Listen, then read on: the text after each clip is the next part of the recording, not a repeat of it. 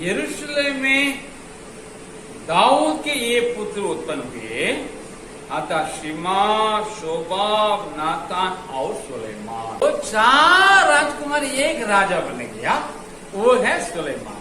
तो उनका वंश आगे आते आते परमेश्वर के एका से हट गया। तो और 3 जो राजकुमार है ना, उनके वंश को परमेश्वर बचाते आया।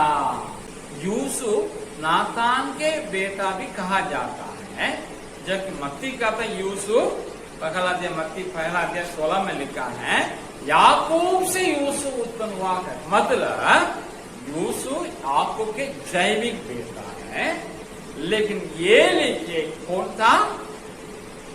वैधानिक पुत्र था, वैध पुत्र था। मतलब वो उनका पुत्र ऐसा बन गया, उनकी बेटी मरियम से शादी करने के कारण, उससे विवाह करने का उनका दामाद हो गया।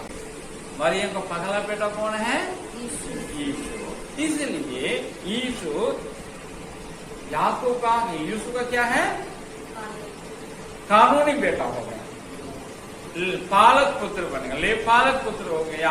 अब यीशु मसीह माँ के तरफ से दाऊद के खून के रिश्ता का बेटा है, अपने पालक पिता के पालक बेटा होने के नाते दाऊद के बेटा सुलेमान का वैधानिक कानूनी बेटा बन गया है। सुलेमान के वंश हट गए हैं, लेकिन परमेश्वर उनको कहा था, तुम्हारा राज्य को हम क्या करूंगा? स्थिर कराऊंगा।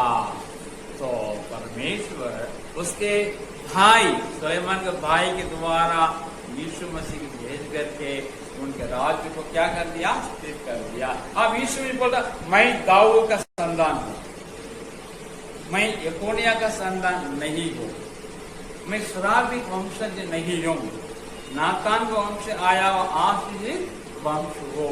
अभी हम क्या करेंगे?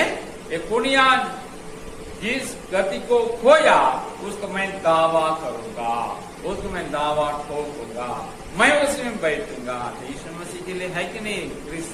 कानून में उत्तराधिकार है कि नहीं? तो हमारा परमेश्वर क्या है? वाचा बांधता है, प्रतिज्ञा देता है, उसमें उन लोग गलती भी कर लिए, अपने वचन पूरा करेंगे, बहुत विश्वास योग्यता।